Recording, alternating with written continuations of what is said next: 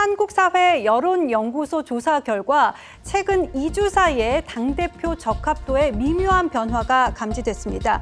한번 보시죠. 먼저 전체로 따져보면요. 오차범위 내입니다. 오차범위 내에서 김민석 후보가 27.4에서 2주 사이에 21.5로 하락을 했고요.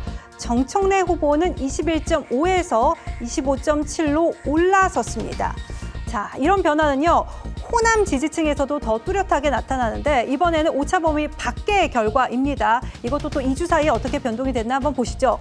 김민석 후보가 39.3에서 23.1로 크게 좀 하락을 했고요.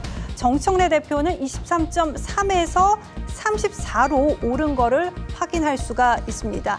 정우상 의원님, 이 지지율 잘 보셨죠? 이 여론조사만 보면은 우리가 계속해서 김민석 대세론을 조금 얘기를 하고 있었는데 이게 꺾였다 이렇게도 볼 수가 있을까요? 전 그렇게 보지 않습니다. 일단 지금 전 여론조사라는 부분에 있어서 특히 선거 때마다 여론조사 나오는 걸 가지고 특히 뭐 지역별까지 이렇게 분석하는 건 별 의미가 없다고 생각하는데 예. 저게 아마 1,000명 정도 상대로 하는 여론조사일 겁니다. 그리고 이번 선거에 직접 그 투표권을 갖고 있는 권리 당원이 아니라 일반 국민들을 상대로 하는 적합도 조사인데 저런 식의 여론조사가 왜 지금 나오는지도 솔직히 잘 이해를 못 하겠고 특히 호남 지역 같은 경우에 저 더 합쳐봤을 때 샘플이 200도 안 될 겁니다. 200도 안 되는 샘플을 가지고 호남 민심의 변화가 있다라고 얘기하는 거는 저는 과학적으로도 실증적으로도 아무런 의미가 없는 이야기인 것 같고 물론 각 캠프들이 아마 그 권리 당원들을 상대로 끊임없이 여론조사를 돌리고 있을 겁니다. 본인들은 알고 있을 겁니다. 본인들이 직접 발표하지 않는 이상은 저런 일반 국민들을 상대로 1,000명 상대, 특히 호남 지역에 한 200명도 안 되는 샘플을 가지고 호남 민심의 변화가 왔다. 그래서 정청래 후보가 지금 말하는 것처럼 뭐 대세가 변화가 왔다 이렇게 얘기하는 건 정치적 공방은 가능할 수 있더라도 예. 과학적으로 분석할 수 있는 준거의 틀은 안 된다고 저는 생각합니다. 여론조사에 지금 모 집단이 좀 작기 때문에 신뢰를 하기는 어렵다라는 말씀을 좀 주셨습니다. 이런 상황에서 과연 당권 경쟁의 새 변수로 떠오른 신천지 공방이 어디로 튈지도 이것도 지금 관전 포인트입니다. 어제 친천계 의원들은 일제히 반발하면서 김민석 후보를 향해서 근거를 제시하지 못하면서 사과하고 당장 사퇴하라 이렇게 주장을 하기도 했는데요. 김민석 후보는 어떤 반응을 보였을까요? 한번 들어보시죠. 김민석 후보는 신천지 개입 의혹 근거를 즉각 밝히고 근거를 제시하지 못하면 사과하고 당장 사퇴하라. 더불어민주당 또한 수사 대상이 되어야 한다는 말이나 다름없습니다. 정교 분리를 위반한 위헌 정당으로 몰려 하다니 도대체 무슨 생각으로 이러십니까? 저는 신천지의 정치 개입의 문제점에 대해서만 지적했고 그것을 특정 후보와 연결시키는 것에 대해서까지 제가 책임질 필요는 없을 것 같습니다.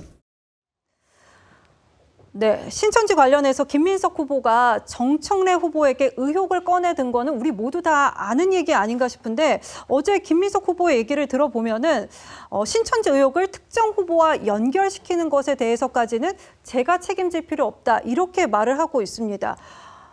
어떻게 들으셨습니까, 정우상 의원님? 예, 저는 그 김민석 후보가 처음에 신천지 관련된 의혹을 뜬금없이 제기를 했을 때만 해도 그 다음 스텝은 이제 특정 후보를 겨냥하는 거로 나올 거로 짐작을 했습니다. 그런데 여기서 일단 김민석 후보는 스텝을 멈춰버리죠. 이건 뭐냐면 사람들에게 일단 신천지라는 문제.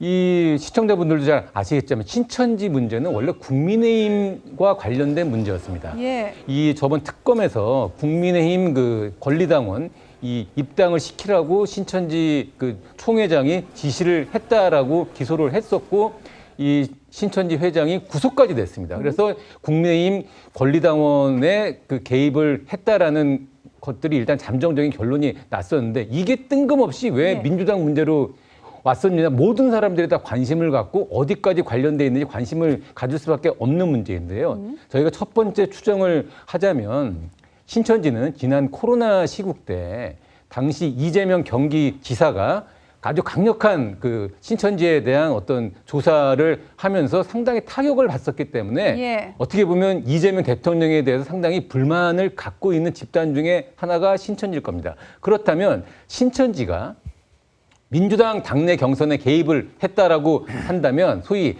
친명에게 불리한 뭔가 행동을 하기 위해 개입을 했을 것이라는 합리적인 추론이 가능합니다. 일단 김민석 후보는 여기까지만 운을 띄운 겁니다. 그렇다면 어느 특정 후보와 관련이 있느냐 없느냐 나는 얘기 안 했다. 근데 정청래 후보 쪽에서는 예. 내 이름 꺼내기만 하면 그때부터 너 바로 이제 법적인 소송 들어간다라고 미리 선을 쳐놨습니다. 근데 이 김민석 후보 측에서는 이제 제보센터를 만들겠다라면서 약간 2단계 쪽에 이제 빌드업을 하고 있는 과정이죠. 네. 구체적으로 어디까지 진행됐고 어떤 내용이 전개될지는 앞으로 선거 과정에서 지켜봐야 될 문제지만 김민석 후보는 이 문제를 아마 끝까지 제기를 하고 갈 것으로 예상은 하고 있습니다. 네. 박성민 의원님, 그런데 신천지 의혹과 관련해서 이게 구체적인 지금 실체가 있는 게 아니잖아요. 그러니까 김민석 후보도 얘기를 안 하고 있는 걸 테고. 그런데 이걸 계속해서 김민석 후보가 띄우는 이유는 어디에 있다고 보십니까? 그러니까 뭐 본인은 제가 봤을 때 이제 김민석 후보는 이 근거를 이제 알고 있는 것 같아요. 본인이 뭐 그렇습니까? 알고 네. 있기 때문에 제가 봤을 때 여러 차례 얘기를 하시는 것 같고 다만 이제 김민석 후보가 말씀하신 대로 이게 뭐 특정 후보와 연결지어서 얘기를 했다라기보다는 이제 이러한 세력이 있다.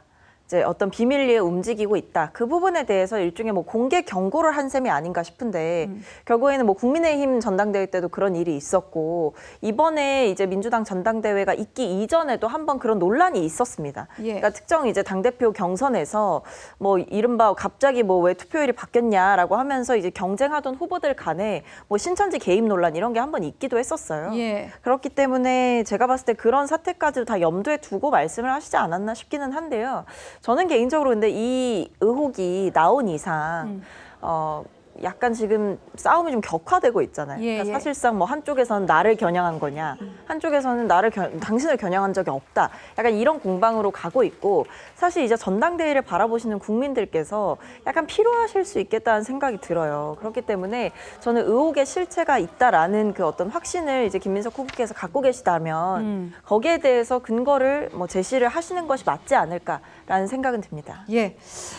이 정청래 후보가 어젯밤에 유튜브 라이브 방송에 출연해서 신천지 개입 의혹에 대해서 자신은 신천지와 아무 관계가 없다 이렇게 반박을 했습니다. 이 부분을 한번 좀 들어보시죠. 신천지가 대표님과 관련이 있다라고 하시는 분들이 상당히 많습니다. 신천지와 아무 관계가 없습니다. 당연히 지금 위험에 빠지고 있다. 당원들이 다 들고 일어나야 될 문제예요.